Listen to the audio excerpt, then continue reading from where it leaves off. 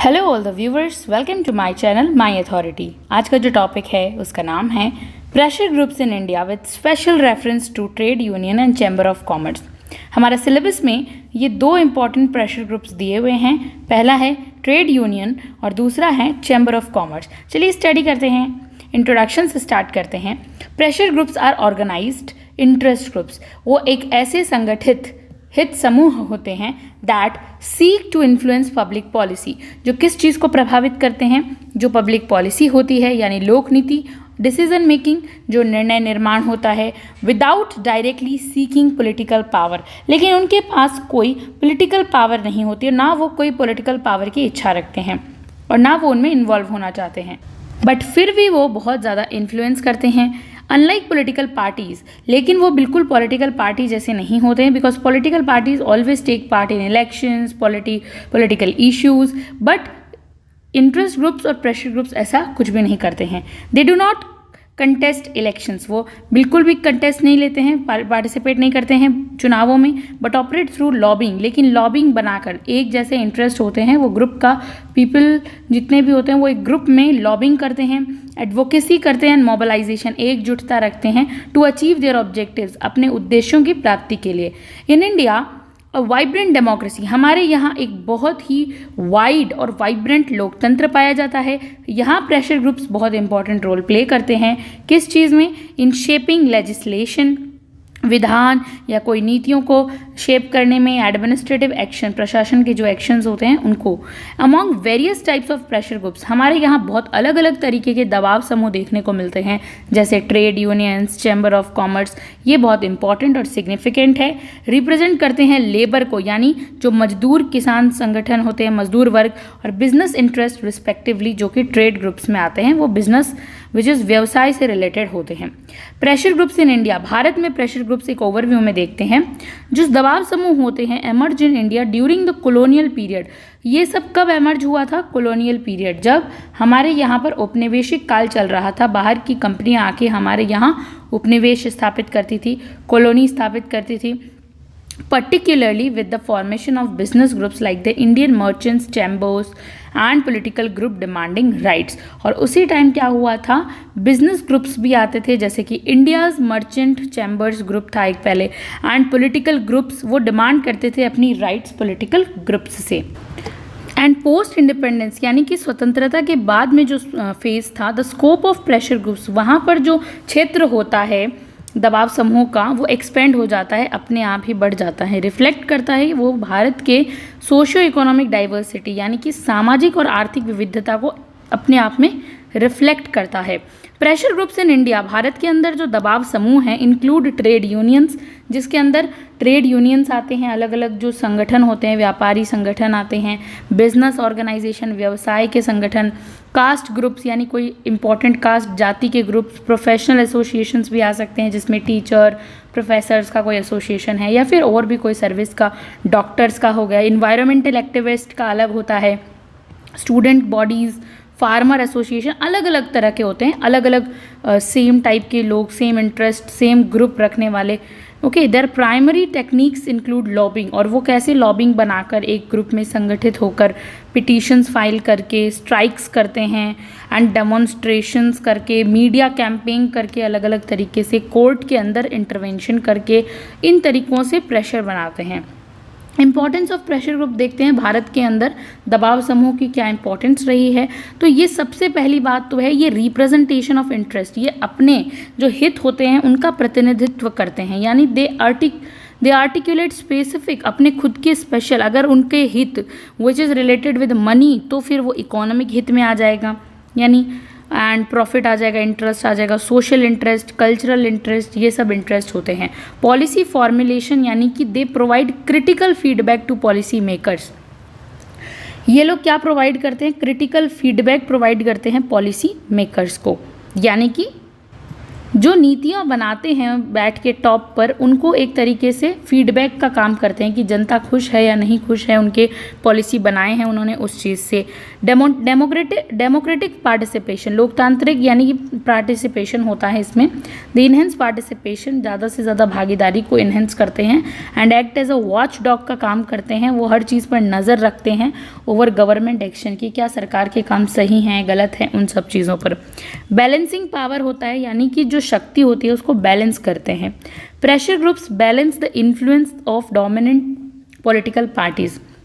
कुछ ऐसी political parties होती है जो सत्ता में रह के बहुत लोगों पे दबाव बना के रखती है, तो प्रेशर ग्रुप्स उन पर बैलेंस बनाते हैं कि कहीं वो ज़्यादा डोमिनेट ना करने लग जाए, ज़्यादा अपना एग्रेसिव ना हो जाए, राज ना करने लग जाए लोगों पर। And bringing marginalize voices into public discourses, यानी कि वो क्या करते हैं, लेकर आते हैं जो मार्जिनलाइज लोगों की आवाज़ बनते हैं वो पब्लिक डोमेन में, पब्लिक डिस्कोर्स में। तो ये काम होता है, मेनली इम्पॉर्टेंस होती है प्रेशर ग्रुप्स की। स्पेशल फोकस देखते हैं ट्रेड यूनियन, और हमारे सिलेबस में ट्रेड यूनियन और प्रेशर ग्रुप्स का क्या है ट्रेड यूनियन से रिलेटेड।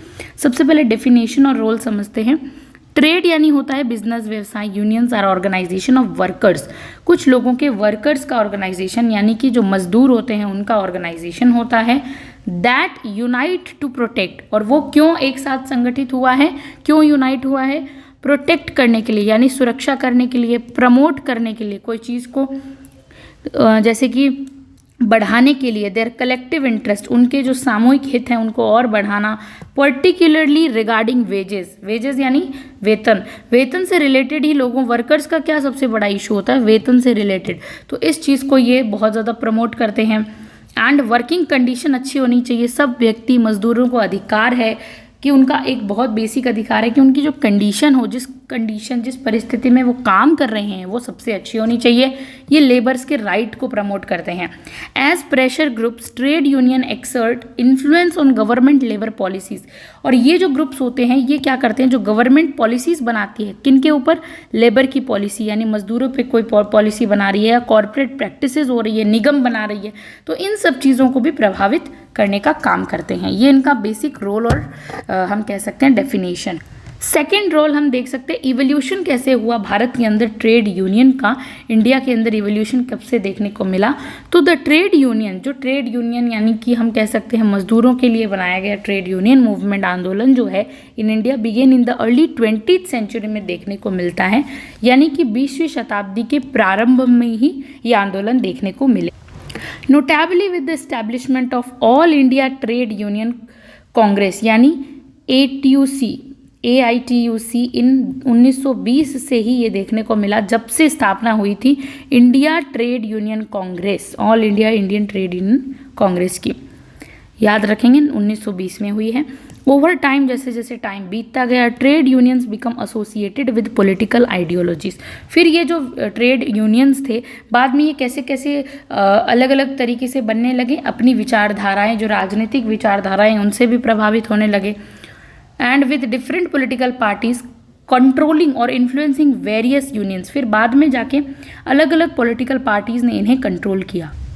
फिर जैसे कि INTUC लिंक्ड कांग्रेस से लिंक्ड है, CITU जो है वो CPI यानी कि कम्युनिस्ट पार्टी मार्क्सिस्ट से रिलेटेड है, BMS किससे रिलेटेड है, RSS आइडियोलॉजी पर चलती है, ये अलग अलग है। आफ्टर इंडिपेंडेंस, जैसे ही बाद में क्या होता है, स्वतंत्रता मिलती है, लेबर लॉज जो कि मजदूर के कानून थे, like the industrial dispute act 1947 का, जो ये एक इम्पॉर्टेंट फेमस एक्ट है इंडस्ट्रियल डिस्प्यूट एक्ट 1947, ये बाद में इनेक्टेड होता है। Largely influenced by union demands, लोग ये ट्रेड यूनियंस की डिमांड करते हैं, इसलिए बाद में जाके लार्जली इन्फ्लुएंस्ड यानी प्रभावित होता है। मेथड ऑफ इन्फ्लुएंस, प्रभावित करने के मेथड क्या क्या थे ट्रेड यूनियन के। सबसे पहले होता है कलेक्टिव बार्गेनिंग करना। क्या होता है ये कलेक्टिव बार्गेनिंग, जिसमें पता होना चाहिए कि कैसे नेगोशिएट करना है, हमको कैसे बातचीत करनी है हमारे वेजेस के ऊपर, वेतन के ऊपर, हमारी वर्किंग कंडीशंस की कैसे डिमांड करनी है हमें। फिर आता है कि हमें किस तरीके से स्ट्राइक्स करनी है, प्रोटेस्ट करने हैं, यूजिंग कैसे हम यूज़ कर सकते हैं ऑर्गेनाइज स्ट्राइक्स को to pressure employers and governments को, यानी कि हम किस तरीके से जो कि हम होता है ना प्रोटेस्ट कर रहे हैं, कैसे उन तरीकों को, टैक्टिक्स को यूज़ करें जिससे हम प्रेशर, दबाव बना पाएँ सरकार पर और सरकारी जो लोग होते हैं, एम्प्लॉयर्स होते हैं, उनके ऊपर। लॉबिंग करना यानी कि ग्रुप बनाना, लॉबिंग बनाना, इसका मतलब होता है प्रेशर करना, पॉलिटिकल लीडर्स को प्रेशर करना टू पास फेवरेबल लेजिस्लेशन, ताकि उन लोगों का, जो लोग प्रोटेस्ट कर रहे हैं, उनके फेवर में कुछ इम्पोर्टेंट लेजिस्लेशन यानी कि विधान बनाए जाएं। पार्टिसिपेशन इन कमिटी, कमिटी में भाग लेने का काम करना, यानी कि trade unions often participate in tripartite bodies like Indian labour conference में। 3 पार्टी है इसमें, एम्प्लॉयर भी है, वर्कर भी है, सब आते हैं इसमें, और बड़े बड़े पॉलिटिशियंस में भी ये पार्टिसिपेट करना। 3 पार्टीज होता है इसमें, ट्रिपार्टाइट जिसे कहा जाता है। फिर जुडिशियल एक्टिविज्म, जिसमें फाइल कर सकते हैं पब्लिक इंटरेस्ट लिटिगेशन PILs को रिलेटेड टू लेबर राइट, अगर वो राइट लेबर राइट से रिलेटेड है, उन चीज़ों को फाइल करना। इनके अचीवमेंट्स देखते हैं, ट्रेड यूनियन के अचीवमेंट्स क्या क्या रही हैं इंडिया में। Trade union have successfully influence laws like the minimum wages act, minimum wages act को बहुत ज़्यादा इन्फ्लुएंस किया है इसने, and the maternity benefit act को भी इन्फ्लुएंस किया, and the payment of bonus act. ये 3 एक्ट हैं। सबसे पहला एक्ट है minimum wages act, maternity benefit act and payment bonus act. They have contributed to shape labour reforms, उन्होंने labour reform सुधार के लिए भी बहुत कॉन्ट्रीब्यूशन किया कि कुछ सुधार आ जाए। एंड सोशल सिक्योरिटी चाहिए लोगों को, सामाजिक सुरक्षा, measures like employees provident fund, यानी कि ये इंपॉर्टेंट है, एम्प्लॉय प्रोविडेंट फंड की बात करना, EPF की बात करना, और किसकी, एम्प्लॉय स्टेट इंश्योरेंस ESI को भी, स्कीम्स को भी बहुत ज़्यादा रिफॉर्म्स लेकर आए गए और सुधारा गया। चैलेंजेस देखते हैं फेस्ड बाय ट्रेड यूनियंस के द्वारा, क्या क्या चैलेंजेस फेस्ड किए गए हैं। सबसे पहले बात करेंगे डिक्लाइन इन मेंबरशिप, यानी जो मेंबरशिप थी उसमें पतन हुआ, पार्टिकुलरली आफ्टर लिबरलाइजेशन। जैसे ही 1991 के बाद लिबरलाइजेशन यानी उदारीकरण देखने को मिलता है, तो इसके ट्रेड यूनियन में क्या होता है, मेंबरशिप में डिक्लाइन आ जाती है। फ्रेगमेंटेशन, विखंडन हो जाता है इसका, ये टूट जाता है, यानी कि प्रेजेंस में देखे जाए तो मल्टीपल यूनियन बन गए हैं इसी के, ये एक संगठित नहीं रहा है। With the same enterprises reduces effectiveness, लेकिन जैसे अलग अलग बने इसकी इफेक्टिवनेस में कमी आ गई, अलग अलग एंटरप्राइजेस बन गए हैं। पॉलिटिकल इंटरफेरेंस देखते हैं, यानी कि राजनीतिक हस्तक्षेप हुई है इसमें। मेनी यूनियंस वर सर्व एजेंडा, पॉलिटिकल एजेंडा को सर्व करते हैं बहुत सारे यूनियंस जो संगठन होते हैं। The purely worker interest rather than purely worker interest. अब बताइए ट्रेड यूनियन जो है वो किन के लिए बनाया गया, वर्कर्स के लिए बनाया गया। अगर वही जाकर पॉलिटिकल पार्टीज और एजेंडाज को फेवर करने लग जाएगा तो इंटरेस्ट ग्रुप और प्रेशर ग्रुप का क्या मतलब रह जाएगा। तो इसकी जो है क्रेडिबिलिटी को ख़त्म कर देती है ये चीज़। फिर चेंजिंग वर्क पैटर्न, अब इसने अपने काम के पैटर्न में भी चेंज कर लिया, like rise of contractual labour informal sector jobs and gig economy reduces unionisation potentials को भी कम करना। कुछ मतलब स्मॉल टाइम के लिए सिर्फ लेबर को रखते हैं कॉन्ट्रैक्ट पे, इससे क्या होता है फिर उनके कोई भी हित वित होते हैं वो मायने नहीं रखते। इनफॉर्मल सेक्टर्स जॉब्स आ गई हैं बहुत सारी अनौपचारिक तरीके से, और ये गिग इकोनॉमी जो है रिड्यूस किए जा रही है यूनियनाइजेशन के पोटेंशियल को। स्पेशल फोकस देखते हैं अब चैम्बर ऑफ कॉमर्स से related. Chamber of commerce as a pressure group कैसे है, डेफिनेशन एंड रोल देखते हैं। तो चैम्बर ऑफ कॉमर्स जो है are associations of business organization से रिलेटेड है। अब कॉमर्स यानी फील्ड ऑफ बिजनेस, तो बिजनेस से रिलेटेड है ऑर्गेनाइजेशन, फॉर्म्ड टू रिप्रेजेंट, किसके लिए बना था, ताकि प्रतिनिधित्व किया जा सके और प्रमोट किया जा सके द इंटरेस्ट ऑफ इंडस्ट्री, यानी कि जो उद्योग हैं, कॉमर्स है, वाणिज्य है, उनके इंटरेस्ट, उनके हितों को रिप्रेजेंट किया जा सके एज प्रेशर ग्रुप के तरीके से। दे लॉबी, वो भी लॉबी बनाते हैं governments for business friendly policies, ताकि गवर्नमेंट ऐसी पॉलिसी बनाए जो कि बिजनेस के फ्रेंडली हो, ठीक है, बिजनेस से बहुत ज़्यादा फ्रेंडली नेचर हो उसका। टैक्स रिफॉर्म्स, जो कर हैं उसमें सुधार लेकर आना। कुछ इंडस्ट्रियल इंसेंटिव्स होते हैं, जो बड़ी बड़ी कंपनियां होती है वो इंसेंटिव्स लेती हैं। इंफ्रास्ट्रक्चर की डेवलपमेंट की बात करना गवर्नमेंट से, ये सब इसके रोल हैं। Prominent chamber of commerce in India में क्या क्या हैं, जैसे कि सबसे पहले देखते हैं federation of Indian chamber of commerce and industry, FICCI जिसे कहा जाता है।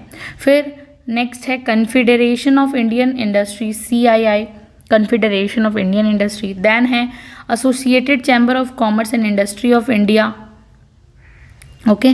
Then PhD chamber of commerce and industry and Indian merchant chamber, IMC। ये इतने इंपॉर्टेंट हैं, हमें याद करने होंगे, ये नाम सारे इंपॉर्टेंट हैं। मेजर है प्रोमिनेंट। मेथड ऑफ इन्फ्लुएंस, ये कैसे प्रभावित करने का इनका तरीका क्या होता है।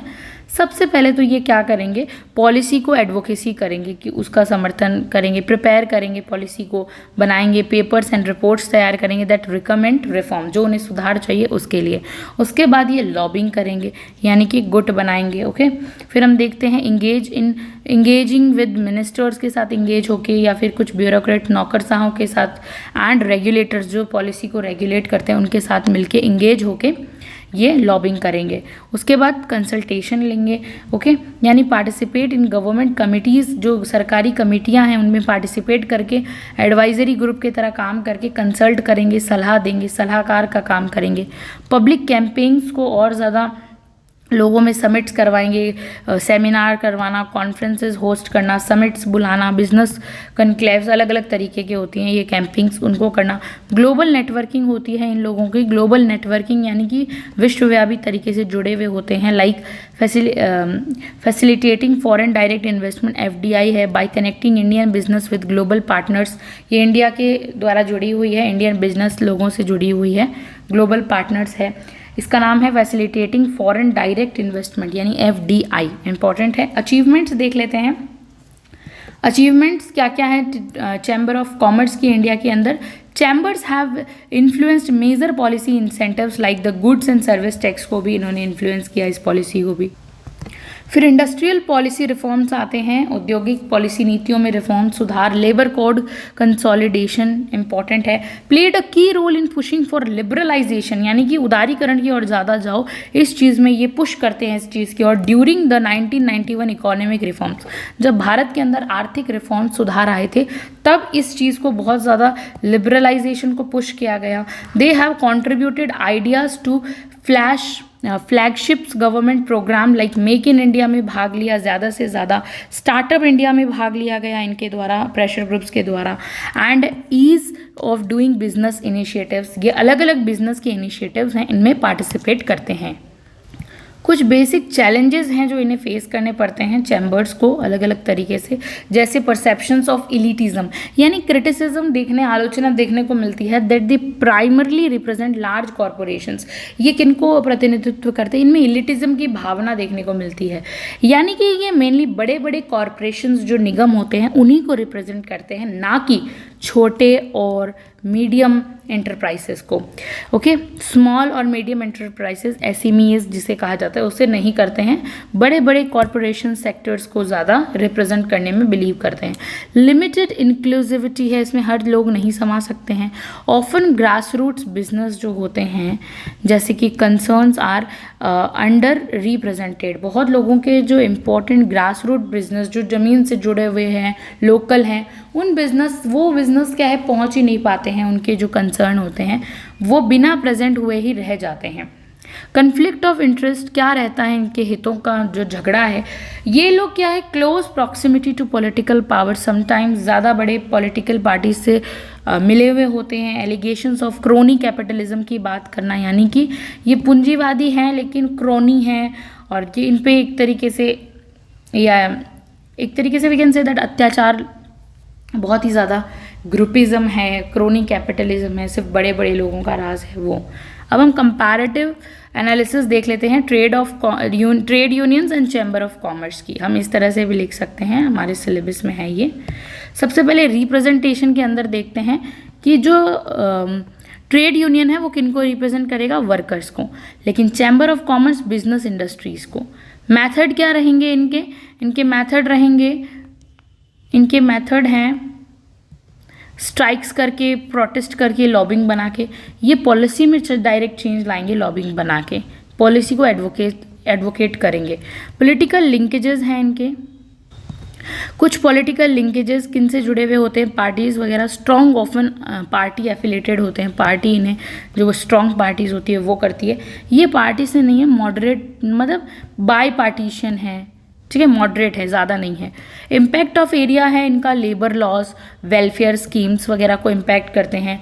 और chamber of commerce normally economic reform और टैक्स पॉलिसीज़ पर बात करते हैं। और ये कानून और जो मजदूर है उनके स्कीम्स, कल्याणकारी स्कीम्स की बात करना। स्ट्रेंथ करते हैं मास मोबिलाइजेशन पावर एक बड़े क्षेत्र के, और ये लोग टेक्निकल एक्सपर्ट्स होते हैं, एक्सपर्टीज़ को और किन्हें मजबूत करते हैं, एक्सेस ऑफ पॉलिसी मेकर्स को मजबूत करते हैं, उन तक उनका एक्सेस रहता है। इनकी वीकनेस है फ्रेगमेंटेशन, विखंडन हो जाता है, पॉलिटिसाइजेशन, राजनीतिकरण हो जाता है। इनकी वीकनेस है एलिटिज्म है, कुछ बड़े ही लोग सिर्फ टॉप पर बैठ के पॉलिसी बनाते हैं, उनको ही प्रभावित करते हैं। लिमिटेड ग्रास रूट रीच, नीचे तक पहुंच नहीं है इसकी, ओके, ऊपर ऊपर तक रहता है। कंक्लूड करते हैं आंसर को गाइस। तो pressure groups like trade and union and chamber of commerce essentially pillars of democratic polity के पिलर हैं ये दोनों। दे प्रोवाइड स्पेशलाइज्ड नॉलेज की बात करना, represent critical stakeholders interest, इन सभी को लेकर चलते हैं। To act as a bridge between the government and society, के बीच में एक ब्रिज का काम करते हैं ये।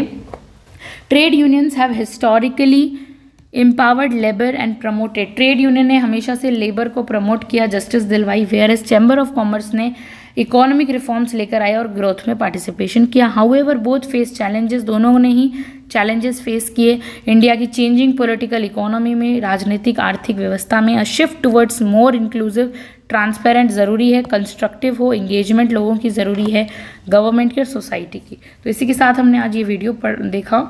तो thank you so much for watching this video.